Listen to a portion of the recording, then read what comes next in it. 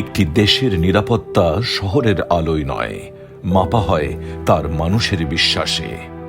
যখন শহরে বা গ্রামে অপরাধ নতুন রূপ নেয়, যখন সীমান্ত পথে মাদক ঢোকে, যখন তরুণেরা ভুল বন্ধুত্বে হারিয়ে যায়, যখন পাহাড়ে অস্ত্রের ছায়া নেমে আসে, যখন দুর্যোগের পানিতে হারিয়ে যায় ঘর বাড়ি, যখন আকাশ থেকে নেমে আসে আগুন, যখন দূর দেশে নীল হেলমেটে আমাদের সন্তান মানবতার পাশে দাঁড়ায়, তখন একটাই নাম মানুষের মনের ভরসা হয়ে ওঠে: বাংলাদেশ সেনাবাহিনী।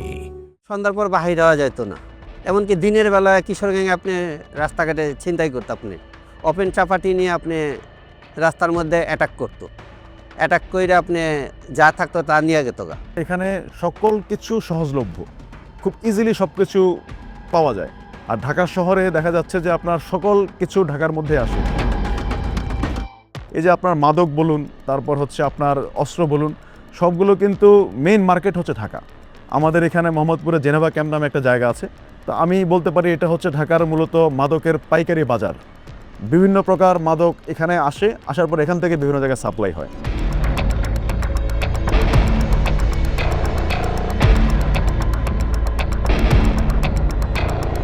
যেহেতু সব কিছু সহজলভ্য, খুব ইজিলি তারা ছোটোখাটো দেশীয় অস্ত্র বা দেশীয় বোম, যেটাকে আমরা ককটেল বোম বলি, যেটা দ্বারা বিভিন্ন সময়ে আপনারা ইদানিং শুনতে পেরেছেন যে হামলা হচ্ছে। কিছুদিন আগে আপনার মগবাজার ফ্লাইওভার থেকে একটা ককটেল বোম থ্রো করে একজন নিরীহ লোক মারা গেছে। এই বোমগুলো খুব ইজিলি এইসব জায়গায় তারা বানাতে পারে, বানিয়ে তারা বিভিন্ন জায়গায় সাপ্লাই দেয়। এই বিহারি ক্যাম্পে কিন্তু বাংলাদেশ সেনাবাহিনীর সহায়তায় আমাদের পুলিশ বাহিনী এবং আমাদের যে ডিবি টিম, র্যাব, আমরা সম্মিলিতভাবে এই বিহারি ক্যাম্পে অনেকগুলো অভিযান করেছি এবং বিহারি ক্যাম্প থেকে ককটেল, হেলমেট, তাজা বোমা, বিভিন্ন ধরনের মাদক, গাঁজা, হেরোইন থেকে শুরু করে ক্যাশ টাকা বিভিন্ন সময়ে অনেক অপরাধী গ্রেপ্তার করেছে। ঢাকার মধ্যে যতগুলো এরকম ক্রাইম প্রন এলাকাগুলো আছে, মাদকের হাব বা আপনার ছোটোখাটো যে ককটেল বোম বা দেশীয় অস্ত্র তৈরির এবং বিক্রয় এবং সাপ্লাই দেওয়ার মূলত ওয়ান অফ দ্য হাব হচ্ছে এই মোহাম্মদপুর। 3 হইতে 6 মাস আগে আপনি অ্যাভেলেবেল আপনি কিশোরগঞ্জে ছিনতাই করতো। ওই বাসে যাত্রীরা ফোনে কথা বললে জানালা দেওয়া ফোন ছিনতাই করে নিত। এবং দিনের বেলায় ওই এটা পিক আপে করে মাল আনতো, কিশোরগঞ্জ লাভ দেয় পিক আপে চড়তো, চড়ার পর আপনি ওই নিচে ফেঁকে দিত, আরেকজনে নিয়ে দৌড়ায় যেত গা। কোনো সুরাহা পাওয়া যেত না, ভয়ে আতঙ্কে সবসময় আতঙ্কে থাকতে হতো। কোনো এক সময় ছিল, এখন আমরা এটা কন্ট্রোল করতে পেরেছি।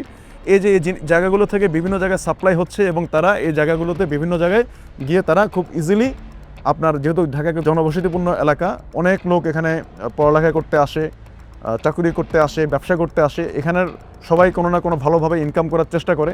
এই জায়গাগুলোতে তারা খুব ইজিলি লোকজনের উপর ভয়ভীতি প্রদর্শন করে তাদের কাছ থেকে সে চাঁদা আদায় বা ছিনতাই করে টাকা আদায় বা অন্যান্য সুবিধা তারা আদায় করতে পারে। আমরা যখন কোনো অভিযান করি, অভিযানের আগে আমরা একটি পরিকল্পনা করি। এই পরিকল্পনা মতে আমরা আমাদের একটা প্রোগ্রাম বানাই যে আমরা কোন কোন বিটে আমরা অভিযান করব এবং কোন বিটে কোন অফিসার থাকবে, তার সাথে আমাদের বাংলাদেশ সশস্ত্র বাহিনী অথবা সেনাবাহিনীর কারা থাকবে, এটি স্থির মহোদয়ের সাথে আগের দিনই আমরা প্ল্যান করে আমরা প্রোগ্রাম বানাই, প্রোগ্রামটি ওনাদের কাছে পাঠিয়ে দিই। এই প্রোগ্রামটি দেখে ওনারা ওই সংশ্লিষ্ট বিটে ওনাদের মতো করে প্রোগ্রাম তৈরি করে আমাদেরকে ফোর্স এবং অফিসার দিয়ে সহায়তা করেন। সেনাবাহিনী আসার পর নিশ্চিন্তে আছি, আপনি কোনো টেনশন নাই, ভয় নাই।